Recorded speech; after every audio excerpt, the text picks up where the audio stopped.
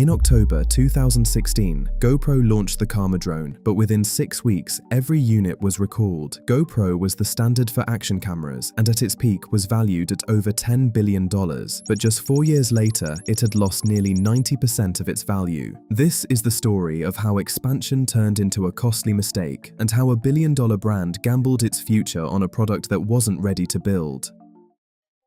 In 2015, GoPro had a problem. The company had dominated the action camera market for years. Its products were durable, compact, and widely used across sports, travel, and media, but growth was slowing. Revenue became unstable as demand became less predictable. At the same time, smartphones were improving rapidly. For most people, the difference between a phone and an action camera was getting smaller. GoPro needed a second product category. The company began missing revenue expectations and inventory levels rose. Their products were not selling as quickly as before. The slowing of sales created pressure to find a new market that could sustain that valuation. In 2015, GoPro cut its revenue forecast after weak holiday sales, sending the stock down completely. The company had built its business on one primary product line. Everything depended on camera sales growth, and that momentum was fading. GoPro's business model depended on customers upgrading to new cameras regularly, but action cameras were durable and often used for years without replacement. That made growth inconsistent compared to smartphones, where annual upgrades were common.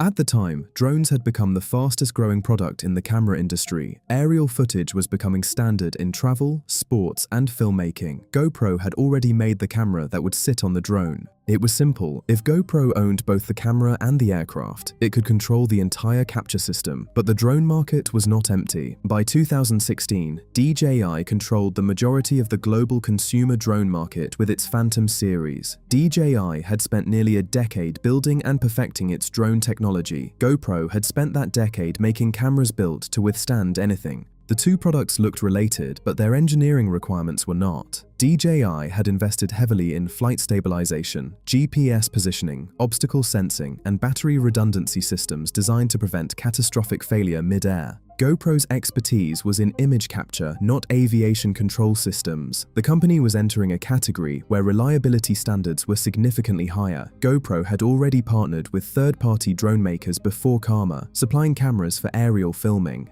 But building its own drone meant moving from a component supplier to a full aviation system manufacturer. That shift required technical capabilities well outside GoPro's traditional strengths.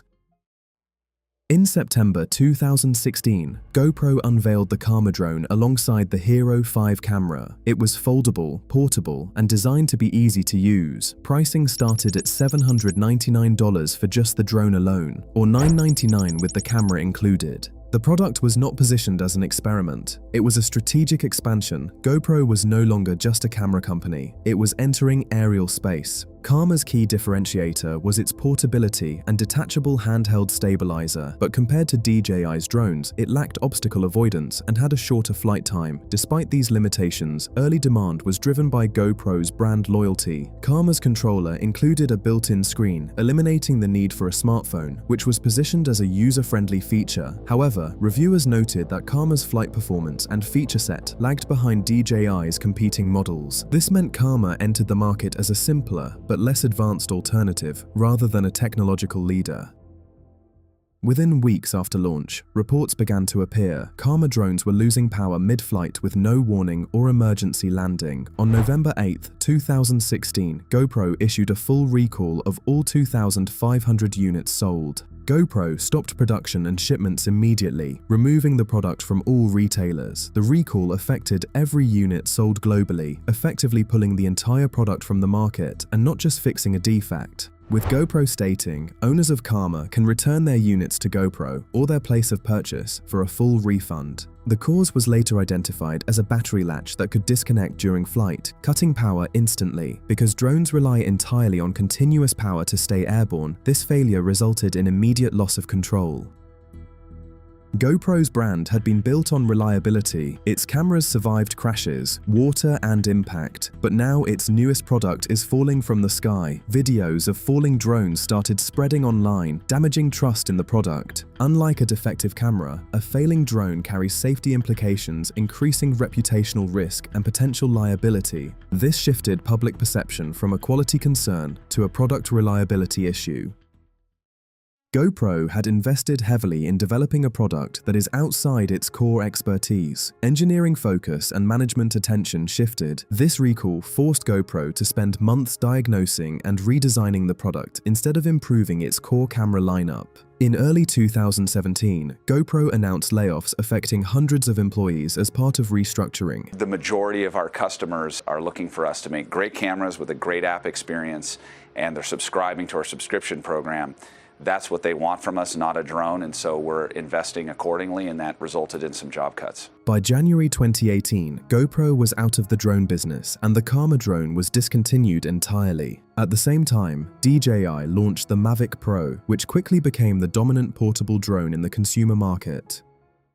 This failure came at a critical moment for GoPro. The company was already dealing with slow growth and increasing pressure from investors. After reaching a high of over $90 per share in 2014, GoPro's stock steadily declined, falling below $10 by 2018. The drone wasn't the sole cause of GoPro's decline, but significantly accelerated it. The recall reinforced investor concerns that GoPro lacked a viable second product category. Instead of reporting growth from a new platform, the company reported restructuring, layoffs, and declining revenue. Analysts began lowering price targets and questioning whether GoPro could sustain its valuation as a hardware-only company. The failure came at a critical moment when GoPro needed a successful launch to restore market confidence. The Karma recall was not just the result of a defective latch, it reflected a deeper issue. GoPro assumed that its success in cameras would carry over into drones, with both capturing video. But drones are far more complex machines, requiring a completely different level of engineering.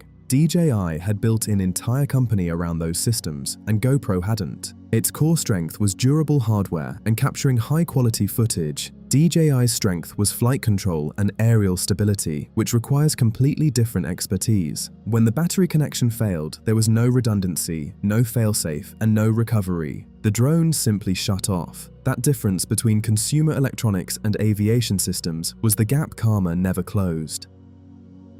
The Karma drone illustrates a common strategic error, entering a new category without the required skills, significantly raising the risk of failure. GoPro succeeded by solving one problem: how to capture action reliably. The drone required solving a different problem: how to maintain stable flight in unpredictable conditions. Expanding into adjacent markets usually requires deep expertise before launch. In Karma's case, the company entered a mature, highly technical market without that foundation and underestimated the difference. GoPro still exists and sells cameras, but no longer defines its category as it once did. The Karma drone lasted roughly 16 months before discontinuation. The recall happened after 42 days. The bet was meant to secure the future. Instead, it exposed the limits of expansion beyond its capabilities.